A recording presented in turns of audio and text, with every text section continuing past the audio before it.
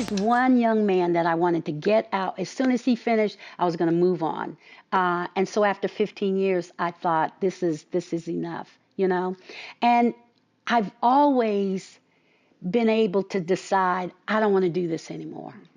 Didn't know what I'm going to do next, but I knew this I've got to stop. And I think it's important for people to think like that, because if you hold on, you don't know what's next. Yeah. And so for me, when I said, okay, I'm not going to teach anymore, and so I resigned without a job, because you gotta let go. You gotta let go. And I interviewed, resumes out the yin yang, interviewed, didn't get anything. And finally, it was with a woman that I knew that I was working with. We decided to open a fashion boutique. And that was great, you know. For 2 years, I was in that fashion boutique. I learned a lot about people. I started to see people inside, because a woman would come in and she would say, I'm going to an event and I want to feel like this. And so we'd then find an outfit that would help her to feel like this. So I had the boutique with two partners for about 2.5 years. And when we split, I decided I wanted to be an image consultant, because I liked the idea of looking further into women. It's so interesting now that I'm thinking about it. And so I opened Mirror Enterprise, which was a professional and personal development training company. And I said mirror because I wanted women to look at themselves on the outside, but also look inside. Yeah.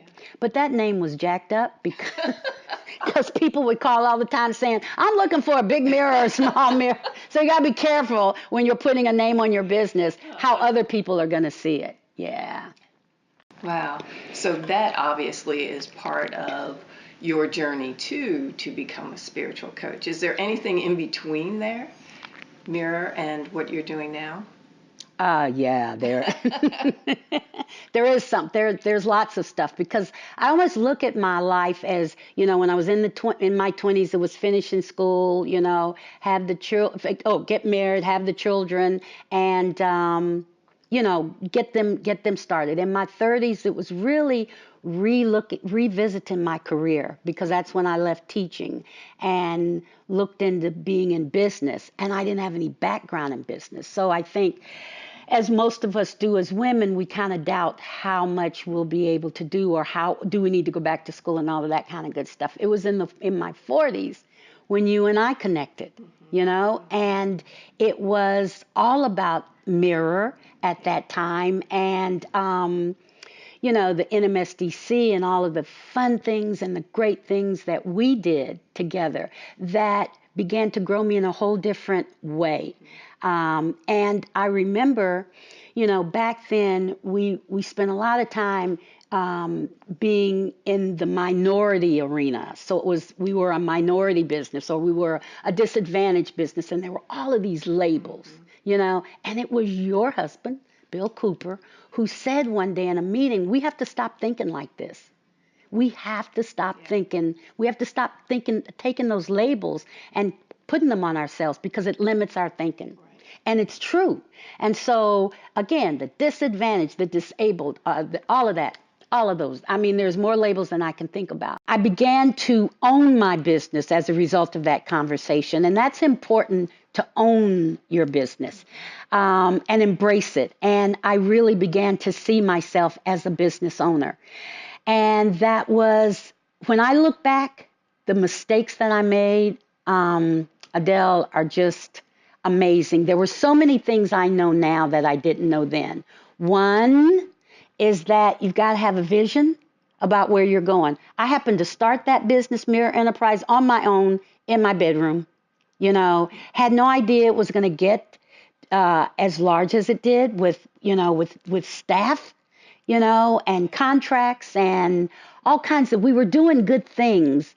It was just a lot for me, you know, and I enjoyed it for a while, but you know me, when it's like, okay, it's time for me to regroup and think about where I am. And I actually have this shirt that's got reimagine on it because I have been reimagining for a long time. When this isn't working anymore, I'm out because there's got to be something else, and I just need to look.